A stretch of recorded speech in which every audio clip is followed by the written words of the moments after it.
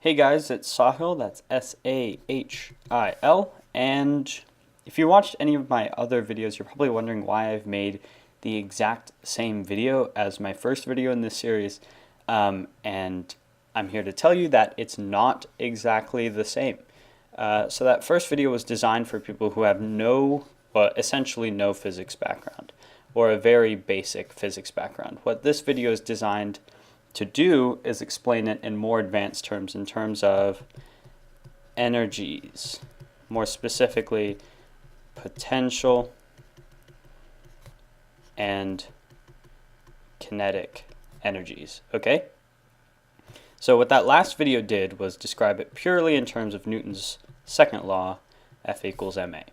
What we're going to do is describe it in terms of potential and kinetic energies. So the first thing we need to do is list out the assumptions we're going to make, because in more advanced physics, you're going to end up finding that you're going to make lots of assumptions about, is that how you spell assumptions? Assumptions.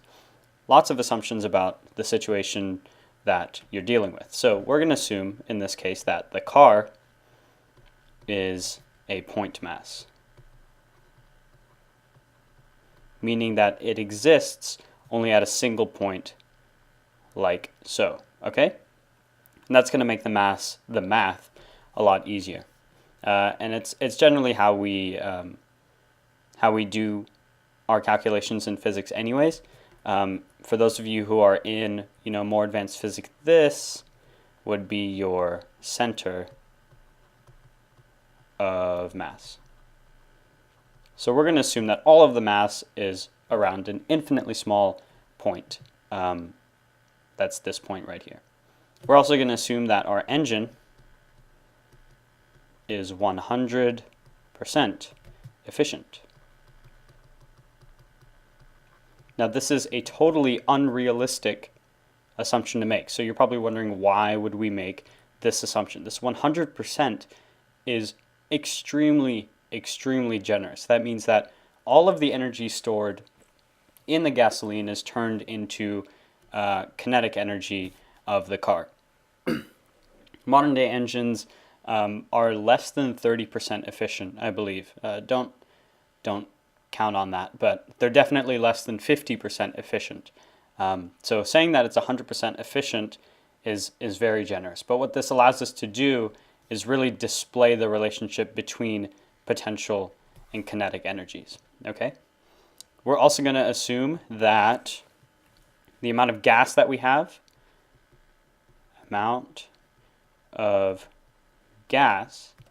is constant between the two situations. So it's equivalent in both cars. And the reason I say both cars right here, both cars, is because we're actually going to be comparing the potential and kinetic energy, the relationship and the transition between potential and kinetic in two different cars with two different masses. So these are basically the assumptions that we're going to make. We're also going to assume that the amount of potential energy, so potential, let's erase this. Potential denoted as U of the gas is equal to 100 joules. And then at the end, the kinetic energy of the car, the kinetic energy car final, equals 100 joules as well. And so what this is derived from, or why we can say this, is because the engine is 100% efficient. So if we start with a certain amount of potential energy stored in the chemical bonds of gas, and we pass it through the engine, that engine is going to be 100% efficient and utilize all of that 100 joules and turn it into 100 joules of kinetic energy of the car at the end. What we also need to list out are the equations for potential and kinetic energy. Now, in this case, potential, denoted as U, we're just going to start with 100 joules, like we said here. And we don't need to worry about the equation of potential because we're not dealing with gravity. Usually, potential of gravity equals mass times the gravitational constant times height, and you all know that. But that's not significant in this situation, so we're actually going to, let's get rid of that. What we're also going to list out is the kinetic energy equation, which equals 1/2 times the mass of the object times its velocity squared. And this, right here, is where we're going to see the change, specifically the velocity and the kinetic energy that we input. Okay? So that right here, that right there, is your introduction to this problem. Why less mass gives you better fuel economy. And we're going to ignore, well, not ignore, but we're not going to use this at all. We're just going to be talking about the energies involved and the transition between the potential energy of the gas to kinetic energy of the car. So let's find some more space. Like we said earlier, U of gas, potential of the gas, is 100 joules. We also said that they're point masses. So this is car 1, not Carl, and this is car 2, right there. Okay? And they both start off with initial potential energies of 100 joules. And they both end up over here with final kinetic energies of 100 joules. Right? So all we're doing now is setting up the problem based on these assumptions that we've made.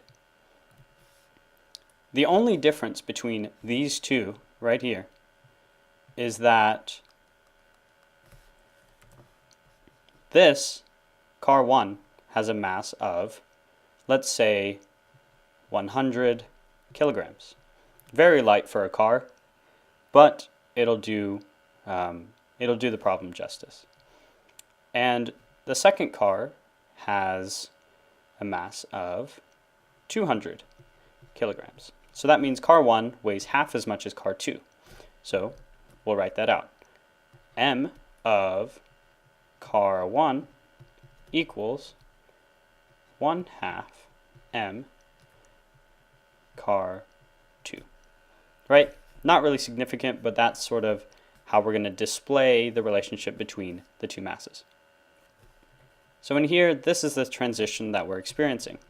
As the engine, which is 100% efficient, is burning this 100 joules of chemical potential energy that's stored in the gasoline and turning it into kinetic energy over here, KE of the car, right? And this is U, this is U. The only thing that's going to be affecting the final velocity